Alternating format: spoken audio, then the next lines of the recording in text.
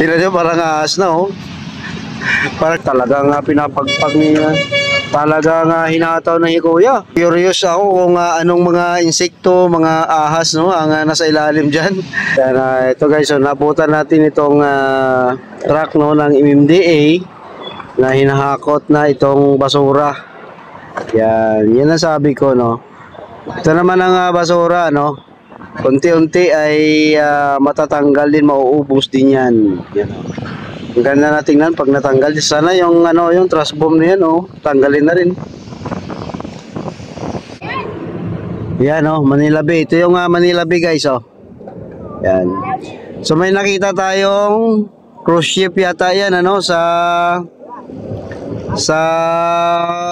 H2O, Hotel H2O. So try natin makalapit diyan. Kung makalapit tayo, no, yan, oh. So dambuhalang barko, no, nandiyan na naman sa ating daungan. Napakalaki niya, no. Tingnan nyo, guys. Ang Hotel H2O, yan lang siya, oh. Oh, pag pumasok ka diyan sa Hotel H2O, malaki na yan. Pero tingnan mo ang barko, ang mas malaki pa kaysa kanya. O, di ba? Grabe. Pero ang mga tauhan, ano, ng MMDA, oh, yan, oh, hindi talaga nagpabaya, no, para hakutin itong mga basura. Yan si ate, ang lakas. So, yun. Oh, pwede pa yan magamit. Oh, kahoy na yan. Pwede pa magamit yan. Oh. Yan, ano. So, unti-unti nang inaayos. Sana yung trash bomb na yan, kunin na rin. Para malinis na tingnan. Oh. Yan.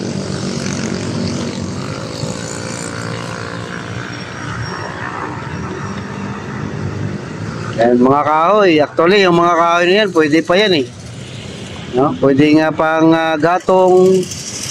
Kasi may alam ko, may mga restaurant ngayon na kahoy pa rin nagamit, or yung mga gumagawa ng garden, ano, mga garden. Yan. Pwede pa yan. Yan, nagtulong-tulong na, no?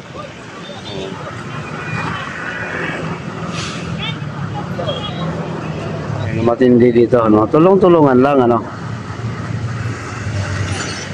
Doon naman sa dulo, no, mga kababaihan, nagwawalis, no? Wawalisin nila yan. Yan.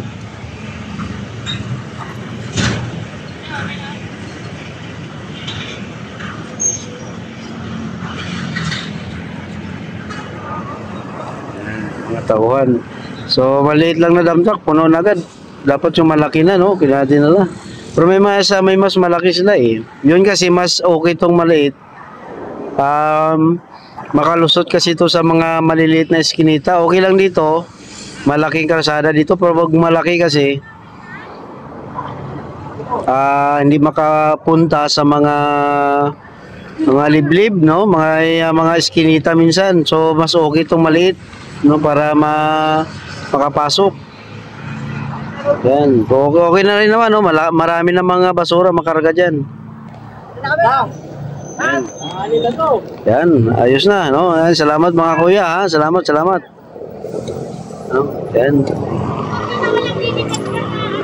Dapat may pala yan, may net, para hindi lilipad, kasi pag lumipad yan, delikado, no? Matamaan yung windshield ng mga sumusunod. Delikado yan, no? So yan ang babalik naman yan, babalik na nila yan, hindi nila tantanan yan hanggat maubos, hindi maubos. Ang natira, no, yung maglalagay yan, magsasako, no, isasako nila yan para hakutin na lang, no, damputin na lang. Yan. So, di ba? Salamat sa mga kuya, no. Yan, nalinis na. Nalinis ng nalinis ng gilid, ano. So ang akin naman sana yung makuha na rin ng naging basura na rin siya. Pero I don't know, no, kasi siguro ang kukuha niyan ang mga dito, supplier niyan, no.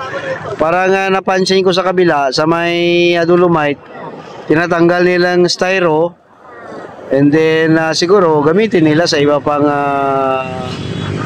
ano nila project. Yan. Naayos, chine-check ng mabuti ni ate.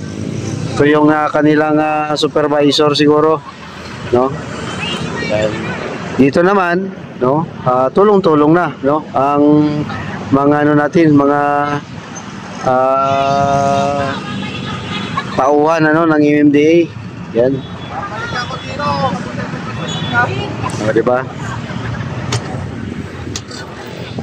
At talagang pinapagpag niya. Talagang hinataw na ni Kuya, no? Sigurado yan, ha? Talagang hindi mano yan, ha? Stick, tawagan stick, no? Sa mga tubuhan, no? Stick, kailangan matibay yung stick. Check talaga. Safety first, no? Sabi nga, safety first. So, punta tayo doon sa Dalampasigan. Tingnan natin yung isang side din, ano? So, yan yung tambak dito ng mga kahoy, no? Yan, no? Natanggal na. Nakasako na rin yung iba. Ito na lang yung truss boom, eh, no? Ang kukunin dito. Yan. So, nung pagkatapos ng bagyong Uwan, grabing basura dito, pero ngayon okay na, no? Malinis na. Yan. So, pakunti-kunti ba, no? Hindi naman lang trabaho naman ay dapat chill-chill lang. Hindi naman talagang pakyawan. At least tuloy-tuloy. Yan, no? Ang truss boom, no? Natubuan na rin ang kahoy. Ito mga kahoy ito, eh. Oh. Ang mga kahoy yan. Yan, no? Kahoy, oh, tumubo na dyan. So, pero sana makuha na rin to, eh. Para malinis na tingnan dito. Diba? So dito na malinis na, oh. Nakasako na yung iba. So truss boom di yan magalaw kasi siyempre may order sila, no? Kung sino kukuha niyan. So siguro mga malaking truck ang kailangan diyan, ang laki niyan, no? Ang dami. Siguro malaking dump truck ang kailangan diyan, no? Sa truss boom na yan. Tumubo na nga yung mga damo dito, oh. Maganda dito pag kuha nito na maspata natin, guys, ano? Curious ako kung anong mga insekto, mga ahas, no, ang nasa ilalim diyan. Tingnan niyo, parang ahas na, oh. Parang likod ng ahas, you know. So, dito nga may mga butas pa, guys, oh. So, butas ng mga limango. Mga limango yan diyan, eh. Sigurado daming limango sa ilalim na yan kasi ang limango umakyat yan minsan, eh. Oh. So, umakyat yan sila kasi ilalang ba yung pagtahimik ng gabi, mga limango umakyat yan. So sigurado may mga ano yan dyan, no? Limango or kung ano-ano nga mga insekto na sa ilalim ng truss boom na yan. Ito kung mahilig ka sa mga garden, pwede ito, eh, no? Patubuhan mo to ng bonsai, oh, laki, oh. Yan. Laki to. Kailangan mo i-shape yan or i-design. Yan. Linis na dito, di ba? Umangal ako dati na ilang araw na hindi pa rin nalinis, pero ngayon, oh, nalinis na. Siguro narinig nila yung aking vlog, ano. And minsan nakakabuti rin yung may nagba-vlog para pangalampag, no, sa mga natutulog na mga government official natin. Dito naman, ang Dalampasigan, may nasampa, no, na mga basura, pero konti lang yan, normal naman yan, no. Kung hindi lang normal siguro yung mga buti na plastic na yan, hindi talaga normal yan. Pero ito masanay na tayo. Kasi alam nyo, yan yung Manila Bay, yan, no, lumulutang mga basura yan, yan galing. Tapos itong baluktot na tubo, sana maayos na rin ito, no? Baluktot na, eh, oh. Hirap ng tubig umakyat diyan. Tapos pinagtataga pa ito, oh. No? Dapat sinawayan ng guard, oh, kasi madadamage yung tubo niyan. Makapal naman yan, hindi naman yan basta-basta, pero kung sa tuloy-tuloy, aba, no, madamage din yung tubo. Yan naman ay HDPE, parang plastic yan, guys, hard plastic yan. Hindi yan basta-basta, pero ay dapat hindi ginaganyan. Sabi ko nga, yung plastic, itong HDPE, abutin pa yan ng mga apo at saka apo sa apo natin, ano. Yan. Kasi ang plastic yan nasa 500 years, the same plastic pa rin yan ang makikita natin. Yung grabe yan ang tindi. Ayon nga no, sa paulit-ulit ko sinasabi, ayon nga sa nabasa ko, yung first na plastic na na-produce ay hanggang ngayon nandyan pa. So makin mo ilang taon na, panahon pa ng mga Spaniard, no, may plastic na. So hanggang ngayon nandyan pa rin. So yan, tuloy-tuloy ang kanilang paglilinis, no. Yan, mga tawa ng MMDA, yan o, yan. So tulong-tulong ano sa pagsulong. Ayan, salamat sa inyo mga ate, mga kuya, no. Salamat sa inyong paglilinis dito sa Manila Bay. Yan. Diba? Ang tinanggal lang nila guys, for information, yung mga kahoy dyan na nakuha nila o mga basura na nakuha nila dito sa dagat.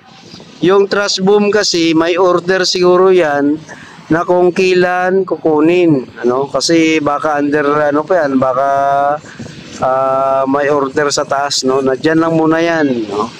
So hindi nila ginagalaw ang mga basura lang na nakasako at saka yung basura na nakuha dito sa dagat, yung kinukuha nila, no, para clarification lang. Yan.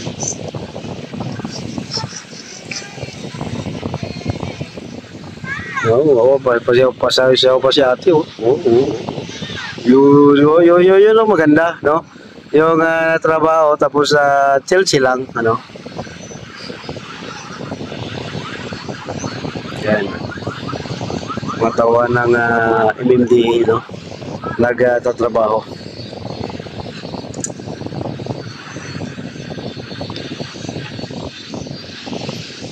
So yan guys, ano, ang update dito sa Manila Bay, dito banda sa may Quirino Avenue. At yan po ang mga tauhan ng MMDA. Salamat sa inyo mga sir and ma'am, no, sa paglilinis dito sa Manila Bay. So click like and share po, no, ng ating video. Salamat guys, mag-ingat po tayo.